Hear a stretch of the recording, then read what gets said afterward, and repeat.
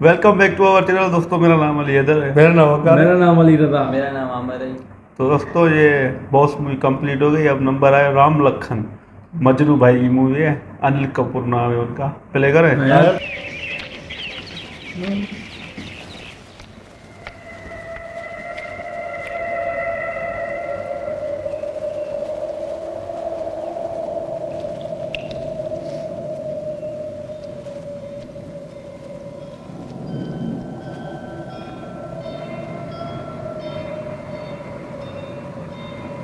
शारदा बहन, ऐसे मौसम में आज भी तुम यहाँ? 17 साल से मैं तुम्हें देख रहा हूँ कि हर सुबह तुम यहाँ शिवजी को दूध चढ़ाने जरूर आती हो, चाहे सर्दी हो या गर्मी, आंधी हो या तूफान। आखिर कोई बात है बहन, तुम्हारी इस खामोश तपस्या में कोई कहानी जरूर है। कहानी इनसे पूछिए जिन्होंने लिखी है। लेकिन मैं तुम्हारी जुबानी सुनना चाहता हूँ। कहानी अभी तक अधूरी है पंडित जी। जब पूरी हो जाएगी मैं आपको जरूर बताऊंगी। बारिश जोरों से शुरू हो गई है, तुम थोड़ी देर रुक जाओ बहन। अरे श्याम, बेटा खिड़कियां अंदर से बंद कर लो, पानी अंदर आ जाएगा।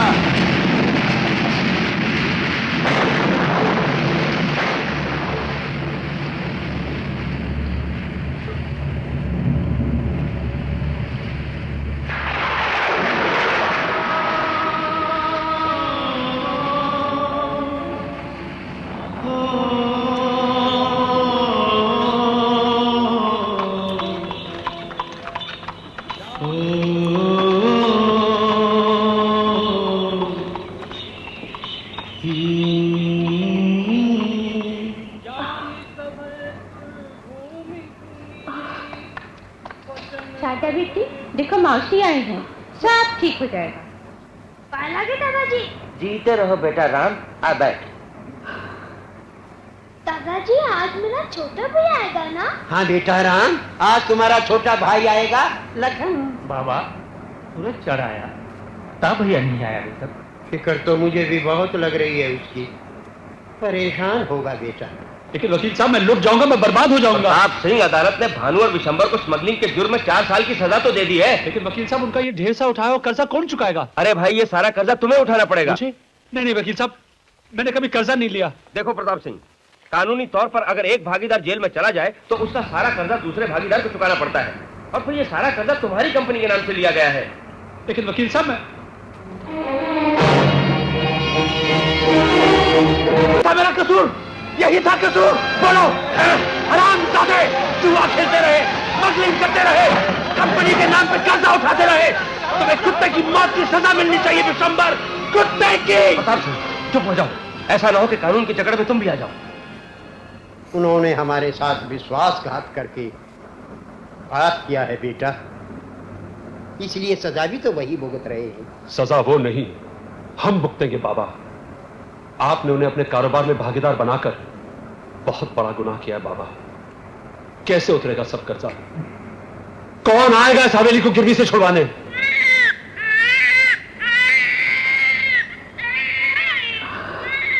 दादाजी मेरा लखन आ गया। वकील चाचा, मेरा लखन आया है, लखन। अच्छा है। शंभू काका, मेरा लखन आया है। क्या? मेरा भैया लखन भैया, मुझे बताओ। माँ देखो लखन भैया। मेरे 2 अनमोल रतन, एक है राम तो एक लखन।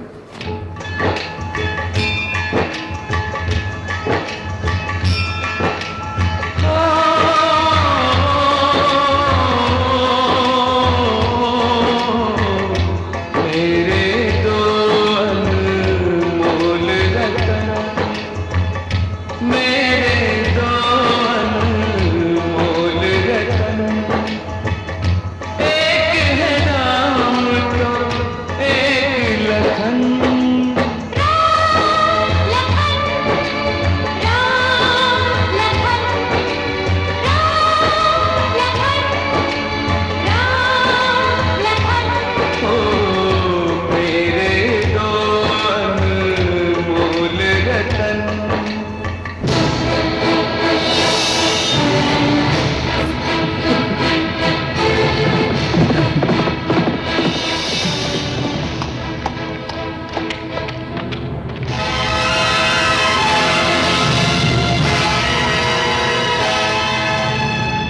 आपने विशंबर और भानु को उस घर में घुसने कैसे दिया, ये जानते हुए भी कि उनकी वजह से हमने कितनी बदनामी और संकट उठाए हैं? जानता हूं बेटा, सभी जानता हूं, पर इतना तुम भी मत भूलो कि वो मेरे स्वर्गीय भाई की निशानी, और अब तो वो जेल भुगत कर आए हैं, अब तो उन्हें सुधर ही जाना चाहिए। वो इंसान नहीं, कुत्ते की दुम है।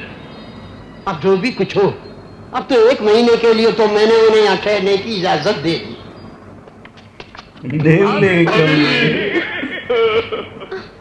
ये आप क्या कर रहे हैं? अब तो देवी आपके कहने पर ताऊ जी ने आपको घर से रखा।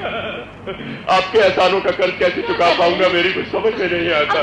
बड़े हैं, इस घर के भाई हैं। उठिए उठिए, आप ऊपर जाइए भाई साहब, भाभी और देबू आपका इंतजार कर रहे हैं। देखो जी, 4 साल इंतजार किया है मैंने आपका, अब और मेरे मैके वाले नहीं खिला सकते। हाँ चिंता क्यों करती है, हमने यहाँ 1 महीना और रहने का इंतजाम कर दिया है। अरे वो तो ठीक है, पर उसके बाद ये हवेली हमारी होगी। अरे प्रताप मेरा बेटा है, मेरी कुल जायदाद जिसमें हवेली, खेत खलियान, गोदाम, सबके मालिक प्रताप और उसके बेटे राम लखन ही होंगे। मगर मेरी इच्छा है कि मेरी 105 एकड़ भूमि में से 25 एकड़ भूमि विशंबर और भानु को भी दे दीजिए। दादाजी खेलो ना। हाँ हाँ खेलेंगे बेटा, अभी चल। बाबा, हाँ बेटे, मैंने आपकी पूरी ख्वाहिश वसीयत में लिखी। हाँ। लीजिए साइन कीजिए। अरे बेटा, ये तो तुमने अंग्रेजी में लिख दी, और अंग्रेजी मुझे आती कहाँ है? दस्तखत तो किसी भाषा में हो सकती है बाबा, आपको यकीन नहीं है? लाए मैं पढ़ के सुना। नहीं नहीं, इसकी कोई जरूरत नहीं, जो तुमने लिखा होगा ठीक ही लिखा होगा। इतनी तो उम्मीद रखता हूँ बाबा कि आप मुझ पर पूरा विश्वास कर सकते। कैसी बातें करते हो? अरे बेटा, तुम तो अपने शर्मा जी के बेटे हो, और शर्मा जी केवल हमारे वकील ही नहीं थे, बल्कि घर के सदस्य। अब तुम पर विश्वास नहीं करेंगे तो फिर किस पर करेंगे?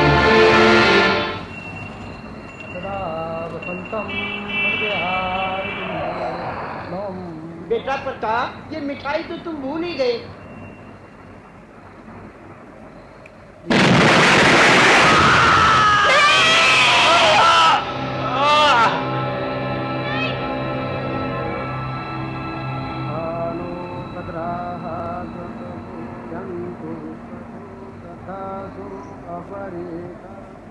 ये झूठ है, धोखा है, साजिश है।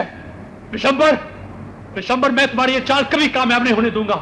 ये चाल नहीं है प्रताप भाई, ये आपकी पिताजी की लिखी हुई वसीयत है, और उस पर उनके दस्तखत। क्या हुआ? शारदा, शारदा, सुना तुमने? ये लोग बाबा की लिखी हुई वसीयत मुझे दिखा रहे हैं, जिसपे सारा कारोबार, जायदाद, ये हवेली इन दोनों के नाम कर दी है, और मुझे और तुम्हें वो नुक्कड़ वाला घर और 5 एकड़ जमीन। शर्मा जी, आप ही कहिए, क्या ये सच है? जी बहन जी, बाबा ने स्वयं मुझे बुलाकर ये सब कुछ लिखवाया था।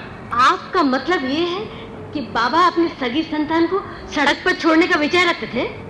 अगर भगवान भी आकर मुझसे कहे तो भी मैं मानने के लिए तैयार नहीं हूँ। प्रताप सिंह, जो वसीयत में लिखा है वो तुम्हें मानना होगा। वसीयत के मुताबिक तुम्हें यह हवेली छोड़नी होगी, तुम्हें यह हवेली छोड़नी होगी, ये हवेली छोड़नी होगी, ये हवेली छोड़नी होगी। अरे यार, ये तो सरासर जुल्म है। ये वकील हरामीदा इंग्लिश में लिख के वसीयत दिला रहा है। हम भी समझे चलो ठीक है, पर नहीं भाई, अंदर का वो भी नापाक था।